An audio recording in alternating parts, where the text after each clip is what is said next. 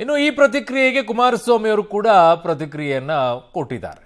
ಅವರು ಏನು ಹೇಳುತ್ತಾರೆ ಅಂತಂದ್ರೆ, ಚಲುವರಾಯಸ್ವಾಮಿ ಟೀಕೆಗೆ ಕುಮಾರಸ್ವಾಮಿ ಅವರ ತಿರುಗೇಟು. ಧರ್ಮಸ್ಥಳದಲ್ಲಿ ಆಣೆ ಮಾಡಲು ನಾನು ತಯಾರಿದ್ದೇನೆ. ನಾನು ಸಿಎಂ ಆದಾಗ ಚಲುವರಾಯಸ್ವಾಮಿ ನೋಡಿ ಎಂಎಲ್ಎಗಳು ಬಂದ್ರ ನಾನು ಚಲುವರಾಯಸ್ವಾಮಿ ಮಂತ್ರಿ ಮಾಡಲು ಶ್ರಮ ಹಾಕಿದ್ದೇನೆ. ಮಂತ್ರಿ ಆಗಲು ನನ್ನ 3 ಗಂಟೆಯವರೆಗೆ ನಿದ್ದೆ ಮಾಡಲು ಬಿಟ್ಟಿಲ್ಲ ನನಗೆ. ಚಲುವರಾಯಸ್ವಾಮಿ ಮಂತ್ರಿ ಮಾಡೋಕೆ 50 ಜನ ಶಾಸಕರನ್ನ ನಾನು ಸೇರಿಸಿದ್ದೇನೆ. ಚಲುವರಾಯಸ್ವಾಮಿಗೆ ಇರುವಂತ ಚಟ ನನಗೆ ಇಲ್ಲ. ಚಲುವರಾಯಸ್ವಾಮಿ ಎಷ್ಟು ಮನೆ ಹಾಳು ಮಾಡಿದ್ದಾರೆ ಅಂತ ನನಗೆ ಗೊತ್ತು. ಎಲ್ಲವನ್ನೂ ದೇವರು ನೋಡ್ತಾನೆ ಅಂತ ಕುಮಾರಸ್ವಾಮಿ ಅವರ ವಾಗ್ದಾಳಿ. ಇವತ್ತು ದೇಶದಲ್ಲಿ ಯಾವ್ಯಾವ ಪಕ್ಷಗಳು ಯಾವ ಸಂದರ್ಭದಲ್ಲಿ ಎಲ್ಲೆಲ್ಲಿ ಹೋಗಿದ್ದಾರೆ, ಈಗ ಉದಾಹರಣೆ ಇವರೇ ಎಲ್ಲಿ ಹೋದರು, ಬಂದಿದ್ದೆಲ್ಲಿಂದ, ಹೋಗಿದ್ದೆಲ್ಲಿಗೆ. ಅದರಿಂದ ಮೊದಲು ಈ ದೇಶದಲ್ಲಿ ಜೋಕರ್ ಸಂಸ್ಕೃತಿ ಪ್ರಾರಂಭ ಮಾಡಿರೋದೇ ಕಾಂಗ್ರೆಸ್ನಿಂದ. ಅದರಿಂದ ಅದ್ರ ಬಗ್ಗೆ ಅವ್ರಿಗೆ ನಾನು ಉತ್ತರ ಕೊಡಬೇಕಾಗಿಲ್ಲ. ಸರ್, ಇನ್ನೊಂದು ಪದ ಬಳಸಿದ್ವಿ, ಅಂದರೆ ಅವರಿಂದ ನಾನು ಸಿಎಂ ಆಗಿರಲಿಲ್ಲ ಅಂತೇಳಿ ಧರ್ಮಸ್ಥಳಕ್ಕೆ ಬಂದು ಆಣೆ ಪ್ರಮಾಣ ಮಾಡಿ ಆಣೆ ಮಾಡೋಕ್ಕೆ ತಯಾರಿದ್ದೀನಿ. ಏನು ಅವ್ರು ನೋಡಿ ಬಂದರೆ MLAಗಳು ನನ್ನನ್ನು ಮುಖ್ಯಮಂತ್ರಿ ಮಾಡೋಕ್ಕೆ? ನಾನು ಅವ್ರ ಮಂತ್ರಿ ಮಾಡಬೇಕಾದ್ರೆ ಏನು ನಾನು ಶ್ರಮ ಹಾಕಿದ್ದೀನಿ. 3 ಗಂಟೆವರೆಗೂ ನಿದ್ದೆ ಮಾಡೋಕ್ಕೆ ಬಿಡಲಿಲ್ಲ. ಮಂತ್ರಿ ಆಗೋವರೆಗೆ ಇವ್ರನ್ನ ಮಂತ್ರಿ ಮಾಡೋದಕ್ಕೆ 50 ಜನ MLAಗಳನ್ನ ಸೇರಿಸಿದ್ನಲ್ಲ, ಇವ್ರು ನೋಡಿ ಬಂದ್ರೆ 50 ಜನ MLAಗಳು ಸೇರಿಸಿ ಅವತ್ತಿನ ಸರ್ಕಾರದ ವಿರುದ್ಧ ಕ್ಯಾಬಿನೆಟ್ ಎಕ್ಸ್ಪೆನ್ಷನ್ ಮಾಡಲಿಲ್ಲ ಅಂತೇಳಿ ಯಾವ್ಯಾವ ರೀತಿಯಲ್ಲಿ ನಾನು ಶ್ರಮ ಪಟ್ಟಿದ್ದೇನೆ. ಸ್ವಲ್ಪ ಮರ್ಯಾದೆ ಬೇಡ. ಯಾರು ಅವ್ರಿಗಿರೋ ಚಟ ನನಗಿಲ್ಲ. ಮಂಡ್ಯದಲ್ಲಿ ಕೇಳಿದ್ರೆ ಹೇಳ್ತಾರೆ ಅವ್ರ ಚಟ ಹೆಂಗಿತ್ತು ಅಂತೇಳಿ. ಚಟದ ಬಗ್ಗೆ ಚರ್ಚೆ ಮಾಡೋದ್ರ ಬಗ್ಗೆ ಆಗಿಲ್ಲ. ಅವೆಲ್ಲ ಕೀಳುಮಟ್ಟದ ಅಭಿರುಚಿ. ಯಾರ್ಯಾರ ಕುಟುಂಬಗಳು ಹಾಳು ಮಾಡೋರು ಏನಾದರೂ ನಿಮ್ಗೆ ಗೊತ್ತಿಲ್ವ? ಇಲ್ಲಿ ನಾನು ಹೇಳ್ಬೇಕಾ? ಆ ಮಟ್ಟಕ್ಕೆ ನಾನು ಹಿಡಿಯೋದು ಬೇಕಾಗಿಲ್ಲ. ಅದನ್ನು ಬಿಟ್ಟು ರಾಜಕೀಯ ಮಾಡೋಕ್ಕೆ ಹೇಳಿ. ಯಾವ ವೈಯಕ್ತಿಕ ಸಮಸ್ಯೆ? ನಾನೇನು ದುಡ್ಡು ಮಾಡಬೇಕು ಅಂತ ಆಸೆ ಪಡ್ನಾ? ಇಲ್ಲ ದೊಡ್ಡ ಬಂಗಲೆ ಕಟ್ಟಬೇಕು ಅಂತ ಆಸೆ ಪಟ್ಟಿದ್ನಾ? ಜನಗಳ ಮಧ್ಯದಲ್ಲಿ 24 ಗಂಟೆ ಕೆಲಸ ಮಾಡಿದ್ದೇನೆ. ಬೆಳಗ್ಗೆ ಜನತಾ ದರ್ಶನ ಶನಿವಾರ ಪ್ರಾರಂಭ ಮಾಡಿದ್ರೆ 9 ಗಂಟೆಯಿಂದ ರಾತ್ರಿ 2 ಗಂಟೆವರೆಗೂ ಕೆಲಸ ಮಾಡಿದ್ದೇನೆ. ಅದು ವೈಯಕ್ತಿಕವಾದ ಸಮಸ್ಯೆ ನನಗೆ.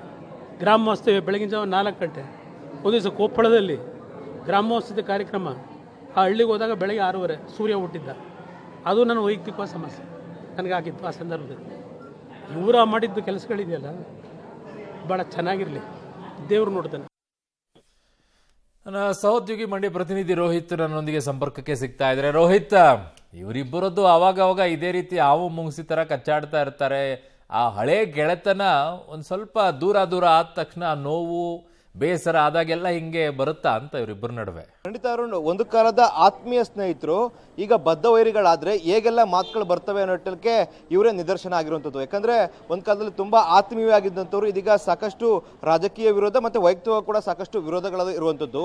ಅಂದ್ರೆ ಆರಂಭದಲ್ಲಿ ಕುಮಾರಸ್ವಾಮಿ ಅವರು ಹೇಳಿದ್ರು, ಚಲುವರಾಯಸ್ವಾಮಿ ಎಲ್ಲೋ ಇದ್ದಂಥವ್ರನ್ನ ಮಂತ್ರಿ ಮಾಡಲು ಯಾರು ಕಷ್ಟಪಟ್ಟರು ಅನ್ನೋ ನಿಟ್ಟಿನಲ್ಲಿ ಮೊದಲನೇದಾಗಿ ಗೇಮ್ ಪ್ಲೇನ ಒಂದು ರೀತಿಯಾಗಿ ಪಾನ್ನ ಮೂವ್ ಮಾಡಿದ್ರು. ಅದಕ್ಕೆ ಕೌಂಟರ್ ಆಗಿ ಚಲುವರಾಯಸ್ವಾಮಿ ಅವರು ಸಹ ಅವರನ್ನ ಮಂತ್ರಿ ಮಾಡಲು ಅವರ ಮನೆಯವರನ್ನೇ ಎದುರಾಕೊಂಡು ನಾನು ಸಾಕಷ್ಟು ಕೆಲಸವನ್ನ ಮಾಡಿದೆ. ಪ್ರಪ್ರಥಮ ಬಾರಿಗೆ ಕುಮಾರಸ್ವಾಮಿ ಅವರು ಮಂತ್ರಿ ಯಾಕೆ ನಾನು ಶ್ರಮ ಪಟ್ಟಿದ್ದೀನಿ ಅಂತೇಳಿ ಕೂಡ ಮಾತುಗಳನ್ನು ಆಡ್ತಾರೆ. ಇದಾದ ಬಳಿಕವಾಗಿ ಕುಮಾರಸ್ವಾಮಿ ಅವರು ಕೂಡ ಒಂದಷ್ಟು ಕೌಂಟರ್ಗಳನ್ನ ಕೊಟ್ಕೊ ಬಂದ್ರು.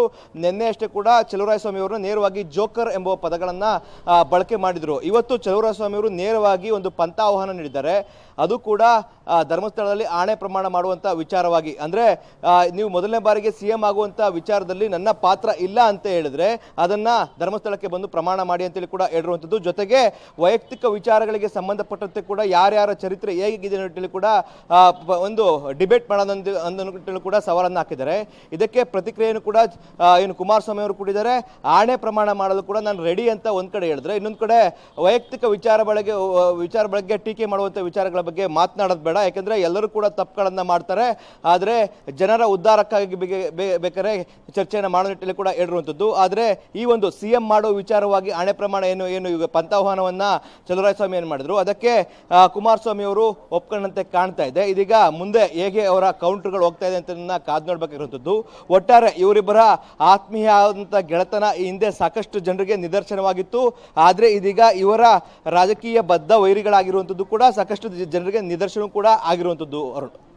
ಓಕೆ ರೋಹಿತ್, ನಿಮ್ಮೆಲ್ಲ ಮಾಹಿತಿಗೆ ಧನ್ಯವಾದಗಳು.